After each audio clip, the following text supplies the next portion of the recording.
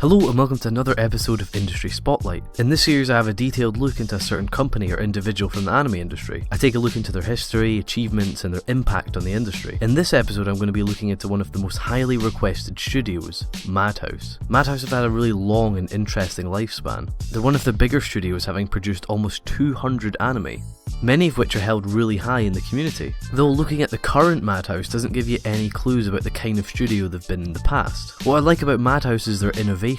They've done things that went completely against every other studio, and have actually maintained this at high consistency. So let's go all the way back to 1972. Madhouse was founded on similar circumstances to other studios at the time. Maso Maruyama, Osamu Dezaki, Rintaro, and Yoshiaki Kawajiri. They left Mushi Productions and founded Madhouse as their own studio.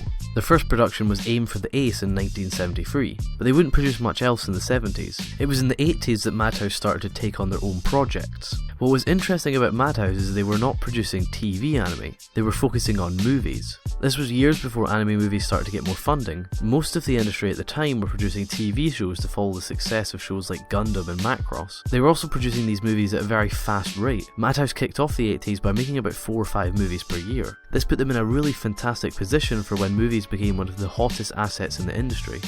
With the success of other movies in the industry like Nausicaa, producers were receiving a massive boost in funding for movies, and this continued for years. Of course it could never last. Movies like Royal Space Force and Akira were just costing too much money and making too little money, so movie funding took a massive dip towards the late 80s. But Madhouse were one step ahead. Unlike other studios, Madhouse had not been created for a sole purpose, so when movies started to make less money, they moved to OVAs. This was once again very innovative for the industry at the time.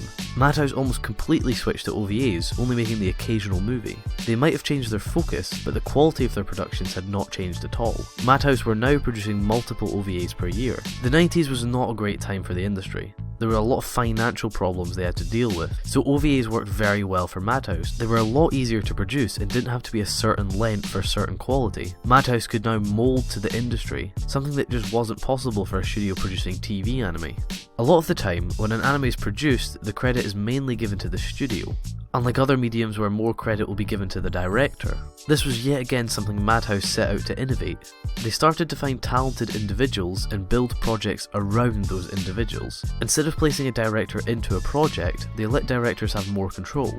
This led to the start of many great projects, the most notable being Satoshi Kon, who after making his first film Perfect Blue with Madhouse, stuck with the studio for all his future movies. Towards the late 90s, the industry started to pick up again, and Madhouse changed course once again. Slowly they started to delve back into TV anime, and even started making a few more movies each year. By the early 2000s, they were producing multiple TV anime every year. This was working so well that they were having some of the studio's busiest years. They also carried through their focus of individuals into TV. They worked with Yoshitoshi Abe for his 2003 series Technolize, and in 2006 they started working with Masaki Yuasa.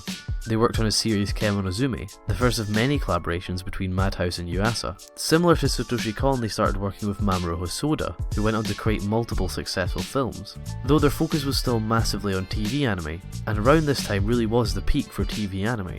In 2011, one of the original founders, Osamu Dezaki, passed away. In fact, a lot of the original staff had left or moved on. This brings us to the current Madhouse. Right now they're really just continuing what they've been doing for the last decade, producing a lot of TV anime. While a lot of their recent stuff has received more criticism than usual, I think the studio's ability to find and recruit new talent will always work out. Madhouse are a big scale studio. The failure of a few shows has a lot less effect on them than other studios. They've created so many fantastic shows over the years, and I think we'll see the same over the next 5 to 10 years.